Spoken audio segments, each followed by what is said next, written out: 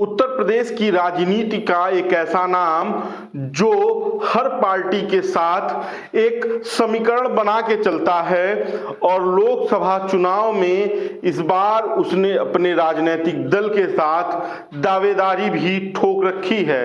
और अब चर्चा है कि एनडीए गठबंधन में 3 सीटों पर यह राजनीतिक दल अपने प्रत्याशी उतारेगा। नमस्कार, बेधड़क खबर का खास कार्यक्रम नेतागिरी देख रहे हैं आप और मैं हूं आपके साथ शशांक। और नेतागिरी के इस एपिसोड में हम बात करेंगे रघुराज प्रताप सिंह उर्फ राजा भैया की, जो प्रतापगढ़ की कुंडा विधानसभा क्षेत्र से विधायक हैं और जनसत्ता दल के नेता हैं, अगुआ हैं।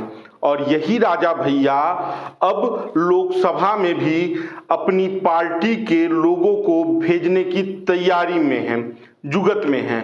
और इस जुगत में वो एनडीए के साथ गठबंधन कर सकते हैं।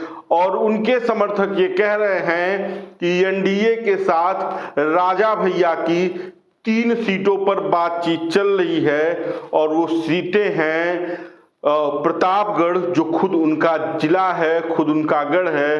प्रतापगढ़ से ही सटी हुई एक दूसरी सीट फूलपुर, जो कभी कांग्रेस की सीट रही है, जहां से कभी देश के प्रधानमंत्री संसद पहुंचते थे। और तीसरी सीट है प्रतापगढ़ से ही सटी हुई और कांग्रेस परिवार की सीट, लेकिन अभी वहां से गांधी परिवार के ही एक शख्स जो भाजपा के सिंबल पर चुनाव जीते हैं, सुल्तानपुर की सीट, जहां से राजा भैया की जनसत्ता दल अपनी दावेदारी कर रही है। कहा जा रहा है इन तीनों जगहों पर राजा भैया का एक विशेष प्रभाव है। इस प्रभाव को वो कायम रखते हुए यहां पर अपने प्रत्याशियों को चुनाव लड़ाएंगे। राज्यसभा चुनाव में जिस तरह से राजा भैया ने भाजपा के पक्ष में मतदान किया, उससे ये अंदेशा लगाया जा रहा है, ये अंदाजा लगाया जा रहा है कि हो सकता है एनडीए उन्हें 1-2 सीट पर सहूलियत दे दे। उसमें सुल्तानपुर की सीट क्यों चर्चा में है? सुल्तानपुर की सीट इसलिए चर्चा में है कि सुल्तानपुर से अभय सिंह चुनाव लड़ना चाहते हैं, जो सपा के विधायक हैं गोसाईगंज से। उन्होंने राज्यसभा चुनाव में क्रॉस वोटिंग की है। प्रतापगढ़ की सीट भी इसी समीकरण में है कि प्रतापगढ़ कुंडा प्रतापगढ़ जिले में आता है और प्रतापगढ़ क्षेत्र में राजा भैया का एक विशेष प्रभाव है। और फूलपुर पे भी उनके समर्थक दावेदारी कर रहे हैं, लेकिन इसकी कोई ठोस वजह नहीं है, इसे गिनती में गिनाया जा सकता है। लेकिन सुल्तानपुर और प्रतापगढ़ पे उनकी दावेदारी मजबूत मानी जा रही है।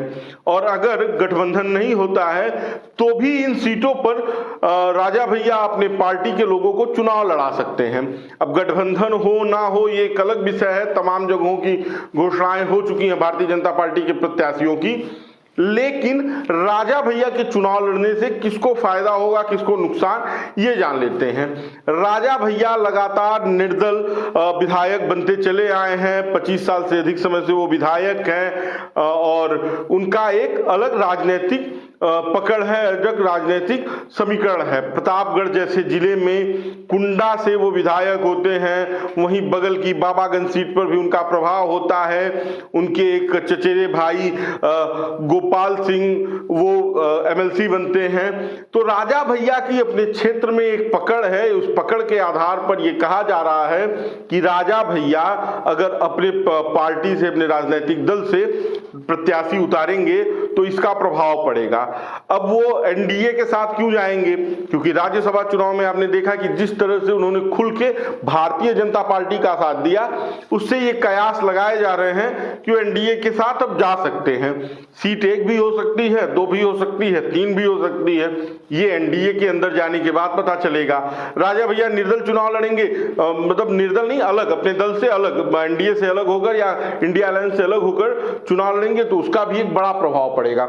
क्योंकि राजा भैया की पार्टी का एक जनाधार है, खासकर प्रतापगढ़ और प्रतापगढ़ के आसपास के क्षेत्र में। पूरे उत्तर प्रदेश में, पूरे देश में राजा भैया एक नाम है।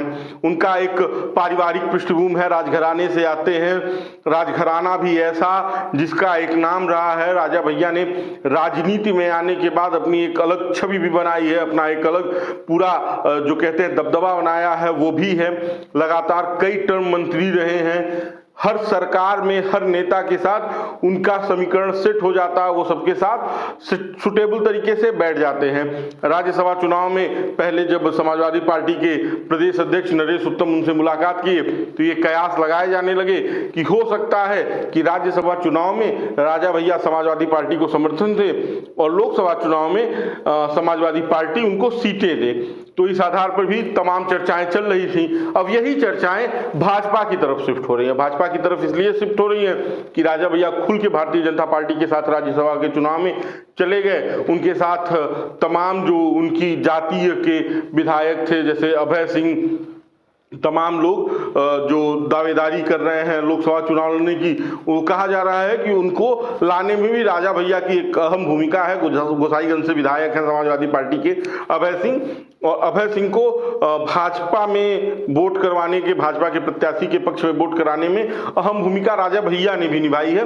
मनोज पांडे ने तो निभाई है, लेकिन उसमें एक अभय सिंह वाले वोट में बड़ी भूमिका रही है राजा भैया की। राजा भैया के ही कहने पर ये राजनीतिक गलियारों में चर्चा है कि अभय सिंह ने क्रॉस वोटिंग की, भाजपा के समर्थन में वोट किया, भाजपा प्रत्याशी के समर्थन में वोट किया। तो इससे भी ये कयास लगाए जा रहे हैं कि उसका एहसान उतारने के लिए भाजपा उनको सीटें दे सकती है। अगर भाजपा के गठबंधन में वो चुनाव लड़ेंगे तो उनके लिए भी अच्छा होगा, क्योंकि उनका प्रत्याशी जो है वो आसानी से लोकसभा चला जाएगा। और राजा भैया की नई पार्टी है, उनका उत्तर प्रदेश में 2 विधायक हैं, 1 MLC हैं, तो अगर एक लोकसभा सदस्य भी उनका लोकसभा में चला गया, उनकी राजनीतिक दल से चला गया, तो उसका भी उनको लाभ मिलेगा, एक जगह उनकी और एंट्री हो जाएगी। इसलिए भी माना जा रहा है कि राजा भैया इस बार एनडीए के समर्थन से चुनाव लड़ सकते हैं, उनमें शामिल होकर चुनाव लड़ सकते हैं। अब ये कयासबाजी का दौर है और जैसे जैसे चुनाव नजदीक आएगा वैसे वैसे ऐसे तमाम कयास लगते रहेंगे। लेकिन देखना ये होगा कि कौन कहां जाता है और कौन किसके साथ मिलकर चुनाव लड़ता है, और चुनाव लड़ने के बाद चुनाव जीतता है कि नहीं जीतता है, ये भी एक बड़ा विषय है। बाकी का बेधड़क खबर देखते रहिए। इस वीडियो पर आपकी क्या राय हमें कमेंट बॉक्स में दीजिएगा, वीडियो को शेयर कीजिएगा। धन्यवाद।